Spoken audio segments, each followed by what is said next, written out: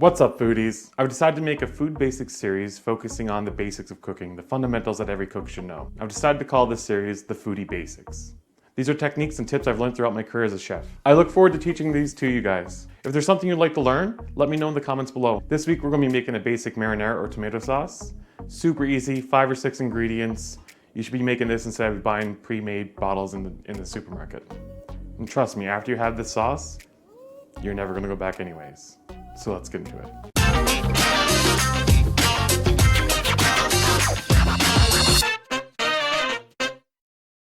Alright foodies, first we're going to start with a can of San Marzano tomatoes.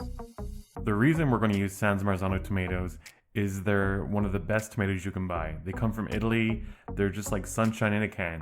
You can use any other tomatoes for this recipe, but it just won't be as nice. This is a super simple recipe, it's very simple to do, it has a total of like 5 ingredients, 6 ingredients, and it's better than the canned sauces you're going to buy from the store. So let's start with opening our can of tomatoes, realizing that the can has been packaged upside down and the can opener won't open from the bottom, so we have to flip it upside down and open that can up. Now we're going to take our tomatoes and pour them into a bowl, and we're going to crush these by hand. You can put these in a blender and completely liquefy them if you want, or through a food mill. I like to have little chunks of tomatoes in my sauce, it just gives it a little bit extra texture. Now it's going to get messy, just don't worry about it, just have some fun, just get in there and, really crush those tomatoes with your hands. Now we're going to place our tomatoes to the side and we're going to crush 6 cloves of garlic. And we're going to do this by hand and not using a garlic press, but if you want to use a garlic press, go right ahead, it's not going to make a difference. I mean, this is the Foodie Basics, so I've got to teach you how to mince some garlic, by hand. Alright, we're going to start by taking our 6 cloves of garlic and smashing them with the side of our knife. Just put one out and give it a big smack. Just like that. Repeat that for the next 6 garlic cloves. Smacking the garlic actually helps release the skin off the garlic, so it makes it a lot easier to peel. So let's just go ahead and peel off our garlic. Now let's go and take our knife and start chopping the garlic up. Just cut it back and forth until you get little tiny pieces. Just back and forth, rocking your knife. Keeping your fingers tucked in, because everyone wants to have their fingers at the end of this. Alright foodies, there you go. Minced garlic. Simple as that. Like I said, you can't use a garlic press, it will do the same job in, a fraction of the time. So let's put that aside.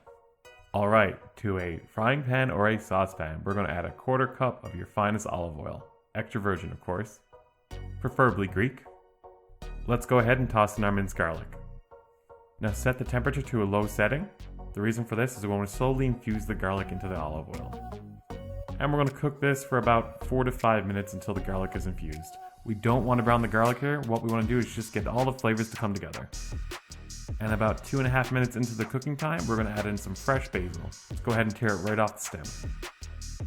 Give that a little stir and let the basil join the party. Keep simmering that for another 2 minutes, then we'll add the rest of the ingredients.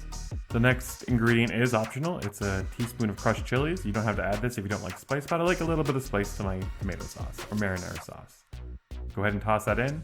We're also going to toss in a teaspoon each of thyme and oregano. Go ahead and give that a stir. Now once everyone's got to know each other, we're going to add in all of our crushed tomatoes.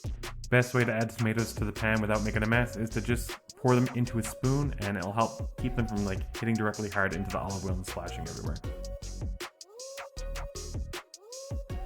Now let's give that a stir and bring it up to a boil. Once it comes to a boil, we're going to set this down to a low temperature and simmer for about 15 to 20 minutes. It might seem like there's a lot of olive oil, but trust me, it's all going to come together in the end. Alright, it's been about 20 minutes. As you can see, the olive oil has been emulsified into the sauce. This is where we're going to season our sauce with our salt and pepper. We do this at this point because the sauce does reduce a little bit and we don't want to add too much in the beginning, causing you to have a salty sauce later. So let's give it a little taste test. I use this sauce as a base for all my recipes that call for a tomato sauce.